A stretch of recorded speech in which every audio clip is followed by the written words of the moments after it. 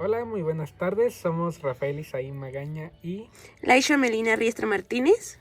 Estamos presentando por parte del CETI de Plantel Colomos en la materia de Internet de las Cosas. Así es, nuestro sistema de riego automatizado, el Smart Irrigation, el cual consta de dos dispositivos IoT. El primero de ellos se trata de un dispositivo que cuenta con un microcontrolador que tiene asociado un sensor de temperatura y humedad en el aire, además de un sensor de humedad en tierra que está directamente en la maceta que deseemos regar o donde deseemos regar, y una pantalla LCD que muestra los datos medidos, controlada por un dispositivo I2C. Por otro lado tenemos otro dispositivo, otro controlador, el cual está conectado a un relevador. Este nos permite activar o desactivar la bomba con ciertos parámetros que veremos en el código que se mostrará a continuación. Esto también asociado a la predicción por medio de Machine Learning. En este momento vamos a presentar el funcionamiento a grandes rasgos del sistema. A grandes rasgos, si la humedad en este momento bajara en la tierra a menos del 30%, la bomba de agua comenzaría a regar la planta porque pensaría que está seca. Para simular la sequedad, lo que haremos será retirar durante un momento el sensor de humedad en tierra. Como podemos ver, la humedad bajó a 0%. Eso provocará que en un momento la bomba de agua encienda y comience a hacer el regado.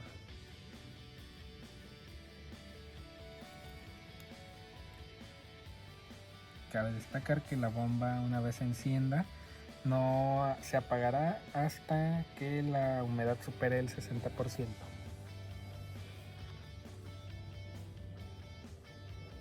Esto puede tardar más o menos tiempo dependiendo de las medidas y la velocidad de internet.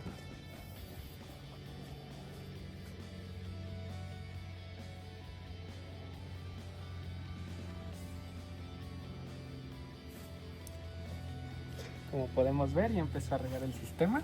Tardó un poquito la request en llegar, pero empezó a regar ya totalmente. Podemos ver que la humedad comienza a rebasar el umbral del 60%, y una vez pasó eso, la bomba se apagó. Con esto está demostrado la funcionalidad del circuito. Presento el código que se utilizó para el dispositivo IoT 1, es decir, el que consulta los sensores. Este circuito a grandes rasgos define sus pines para los sensores. Posteriormente se le define una password y una seed para conectarse a internet. Este circuito también tiene la peculiaridad de que tiene un pequeño servidor HTTP si se quieren mostrar los datos directamente conectándose a la IP que se va a mostrar en la pantalla cada que se inicia. A la hora del setup, lo primero que hace es buscar la red que se le asignó previamente con el seed y con la contraseña. Una vez hecho eso, muestra tanto por monitor serial como por el LCD la dirección IP a la que se terminó asignando, y obviamente en ese momento da por iniciado el servidor. Y al hacer esto, entra dentro del loop en el cual simplemente consulta los sensores en todo momento, y cada que hace esa consulta posteriormente nos avisa en caso de que la humedad sea muy baja, y después de eso imprime en LCD la humedad en tierra y la humedad en el aire y la temperatura ambiental. Una vez hecho esto, se accede al método API Connection, el cual envía los datos obtenidos por los sensores al backend que tenemos en este caso para guardar la información en la base de datos del sistema. Esta sería toda la explicación del circuito número 1. Ahora pasamos al circuito número 2. Es muy parecido al anterior. Tiene también la contraseña y la red a la que se debe de conectar. Se define el pin al que está conectado propiamente la bomba, y tiene los parámetros de la probabilidad de lluvia y de la humedad en tierra. Con el método API Connection se hace la conexión a la consulta de la humedad actual más reciente, y con el API Prediction se trae o se hace un request de la probabilidad de lluvia directamente de la red neuronal. Todo esto consultado como intermediario con el backend. En el método setup lo único que se hace es igual que el anterior, se inicializa la red Wi-Fi y posteriormente se hace un pintado en el monitor serial de que se ha conectado correctamente y la dirección IP a la que se le asignó. Dentro del void loop lo que tenemos es primero que nada el contador de ciclos que va aumentando y una consulta rápida a la humedad actual y cada 10 ciclos a la predicción del clima. Los umbrales que se mencionaron anteriormente por mi compañera se muestran aquí. En caso de que la probabilidad de lluvia sea 0, se decide hacer el regado siempre y cuando la humedad en tierra sea menor al 30% y después la bomba se apaga cuando la humedad supera el 60% para evitar el sobreriego. En caso de que la humedad sea menor al 10% y la probabilidad de lluvia sea alta, se decide hacer el regado con los mismos umbrales anteriormente mencionados para evitar justamente el sobreriego de la planta, pero también evitando que se seque. En caso contrario, que la humedad sea alta y aparte la probabilidad de lluvia sea alta, simplemente la bomba se va a mantener apagada. Con esto concluye la explicación del software que está dentro de los dispositivos IoT.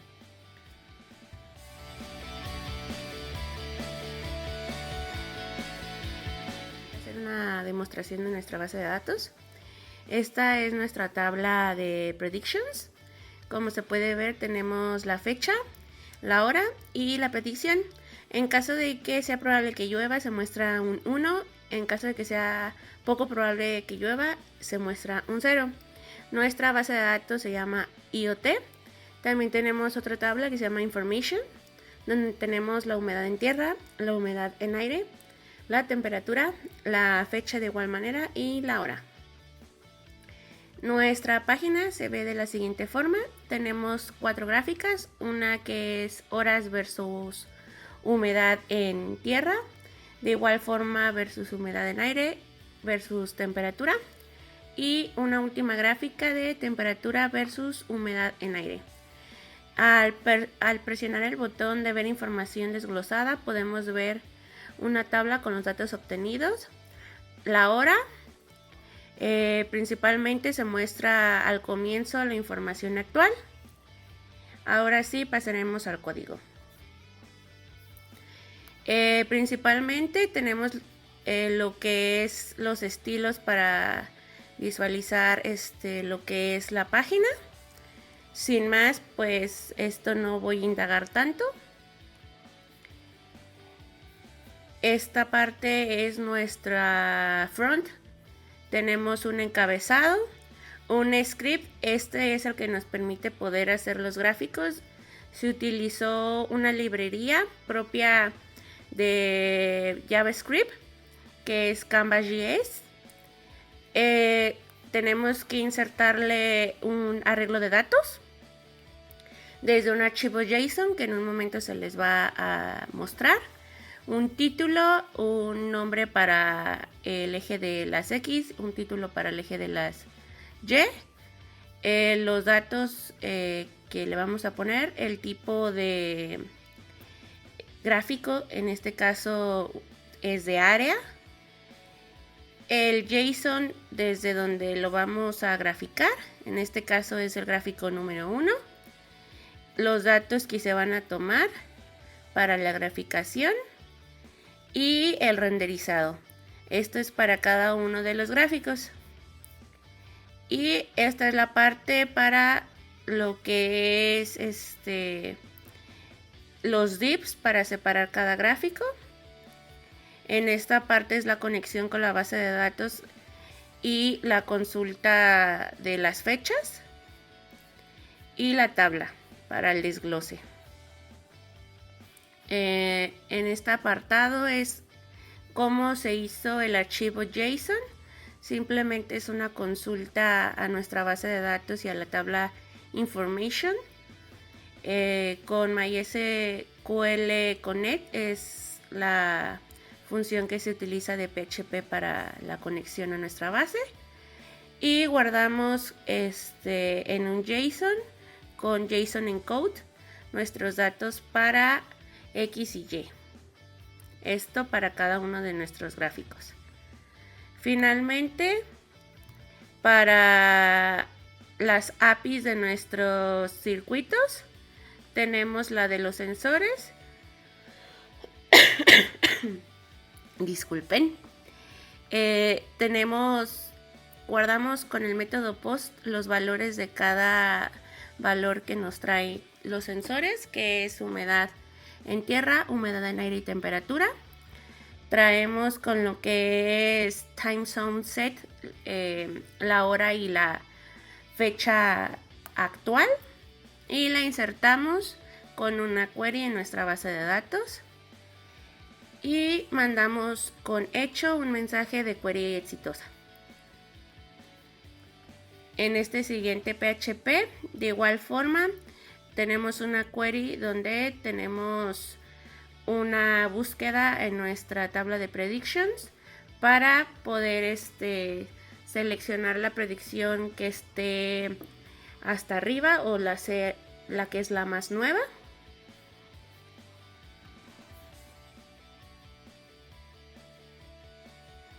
¿Qué pasó? Se desconectó el teléfono por algún motivo. Continúo. En este siguiente PHP, lo que tenemos es que guardamos nuestra predicción que se hace con nuestra red neuronal y la insertamos en nuestra tabla de predictions junto con la hora y la fecha.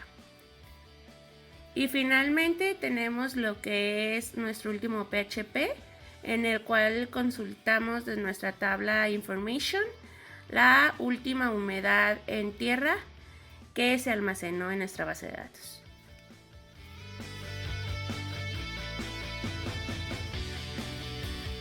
Ahora sí viene lo interesante, la parte del Machine Learning. Para la obtención del dataset, primeramente tuvimos que buscar información para la obtención, ya que se nos cobraba 200 euros por adquirir uno prehecho. Entonces, lo que tuvimos que hacer es utilizar nuestros conocimientos previos de análisis de datos de la materia, guardar nuestros agentes y nuestras estaciones en este arreglo. En nuestra función es ciclar con fors anidados por año, por mes y por estación. Esta variable lo que hace es ir cambiando la URL de cada página por mes y la request, el HTML de la noticia, y posteriormente estar guardando los datos. Finalmente creamos un data frame de pandas. Verificamos si el archivo ya existe. Si es así, pues agregamos datos al final del archivo. Si no, pues creamos el archivo y agregamos los datos. Esto nos crea un archivo CSV de datos climáticos, pero como podemos ver en pantalla hay muchos datos vacíos y muchos datos nulos que pues no nos sirven para nada, entonces tenemos que refinarlos. Para esto tenemos este archivo que se llama refinedata.py, donde también aplicamos conocimientos y mandamos a llamar el archivo previamente hecho. Reemplazamos los headers por sus nombres y hacemos uso de expresiones regulares para hacer reemplazo de los nulos. Reemplazamos los guiones medios con ceros, reemplazamos los guiones medios con nulos, eliminamos las columnas que no son necesarias, convertimos las columnas a valores numéricos y reemplazamos las que no son numéricos con ANS, eliminamos las filas con datos nulos, binarizamos las columnas de PPP. Se crea el futuro dataset para la red neuronal. Y en caso de que haya más ceros que 1, se crea una muestra aleatoria con la misma cantidad de números de ceros que unos. En caso de que haya más unos que ceros, se hace el mismo proceso para equilibrar. Al final se combinan ambos datasets en uno solo y ordenamos el data frame por la columna MES y guardamos en un archivo CSV los datos refinados, quedándonos de la siguiente manera.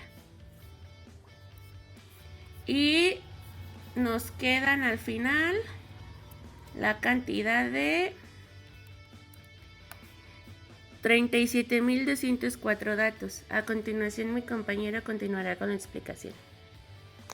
Muy bien, como explicó mi compañera, refinamos los datos y a su vez creamos el dataset. El dataset toma los valores aleatorios de los días en los que no llovió. En este caso nos equilibra la cantidad de forma aleatoria, teniendo un dataset final de 8.400 datos, repartidos entre días en los que llovió, que serían los unos, y días en los que no llovió, que serían los ceros. El dataset contiene mes, temperatura y humedad ambiental. A continuación vemos la arquitectura de la red neuronal, en el cual primero que nada pues importamos el dataset y separamos este dataset en la parte de las labels con la columna pp, que es la probabilidad de lluvia, y nos dejamos aparte el dataset en sí con los valores restantes. Después lo que hacemos con la librería Standard Scaler es normalizar el dataset propiamente para tener una desviación estándar de 1, y todo esto con el objetivo de que la red neuronal se entrene de la mejor manera. Una vez que hacemos eso, lo que hacemos es separar nuestros datos en entrenamiento y prueba, tanto las labels como el dataset propiamente, en este caso teniendo un test size de 0.1. Esto quiere decir que guardamos el 10% de nuestro dataset exclusivamente para las pruebas y el resto, el 90%, para el entrenamiento. En la arquitectura de la red neuronal se define dentro de esta clase. Tenemos primero que nada una capa lineal en la cual tiene como parámetros de entrada la cantidad de datos que existen dentro del dataset, o la cantidad de campos en este caso, que son 3: el mes, la temperatura y la humedad, y unas cantidades de salidas de 64. Usamos funciones de activación ReLU porque creemos que son las más propias para este problema. Después utilizamos Dropout para hacer una red más resiliente y evitar el sobreajuste. Lo que hace es que hay un 50% de probabilidad de que en cada entrenamiento una de esas 64 salidas se apague. Posteriormente tenemos la segunda capa, que reduce la cantidad de salidas a 8, y una tercera capa que la reduce a 1, que sería ya finalmente con lo que hacemos el output. La función forward simplemente activa todas las capas anteriormente mencionadas. El modelo de entrenamiento usa un ratio de 0.001 para el ajuste en 100.000 épocas, haciendo print cada 1000. Se hace de la forma estándar, simplemente se hace un for en las épocas hasta que se acaba de entrenar todo, usando el optimizador, los pasos del optimizador. En este caso se seleccionó el optimizador Adam. Finalmente tenemos funciones adicionales que nos ayudan con el printado de los plots, la creación de la matriz de confusión y la fase de pruebas con predict, teniendo en este caso los resultados siguientes. Vemos cómo la accuracy fue aumentando desde un 50% hasta estabilizarse cerca del 80%, para ser exactos un 77%, que podemos ver en la matriz de confusión. Como podemos ver, está bastante estable, simplemente hay ocasiones en las que da falsos positivos, pero son mínimos. Finalmente, En base a esto construimos el server Machine Learning, el cual hace una query a la base de datos anteriormente mostrada, en la cual se trae los últimos datos de humedad en el aire y temperatura, así como la fecha. Esta fecha posteriormente es refinada para solamente contar con el mes, ya que ese es el tipo de dato que espera nuestra red neuronal. En caso de que la respuesta de la query sea correcta, se hace la predicción dentro de la base de datos. Se guarda todos esos datos obtenidos de la base de datos en data, no sin antes haber filtrado el mes. Se hace un pintado para ver que la predicción se puede hacer de la forma correcta, y posteriormente se envía la predicción desde Neural Network Eval Data, que simplemente lo que hace es con la data que le llega a hacer una predicción de la probabilidad de lluvia, que es un valor entre 0 y 1. Posteriormente se hace la conexión a nuestro backend, que es el que ya se mencionó previamente, y con el método get se envían los parámetros de la predicción. Finalmente se imprime la respuesta del servidor y la predicción. Con esto concluiría la explicación de los códigos. Muchas gracias por su atención y esperemos les haya gustado nuestro proyecto.